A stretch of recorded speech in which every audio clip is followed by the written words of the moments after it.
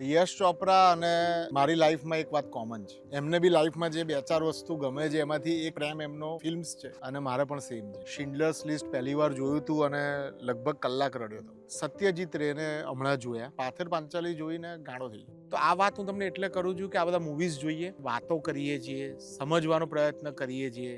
ધ્રુપદ મને ઘણી બધી વાર કહે કે દેવલભાઈ આપણે એક જગ્યા હોય જે આપણે આ બધા મૂવીઝ સ્ક્રીન કરી શકીએ, અને ત્યારે મને રૂમીની એક વાત યાદ આવે છે કે what you seek is seeking you.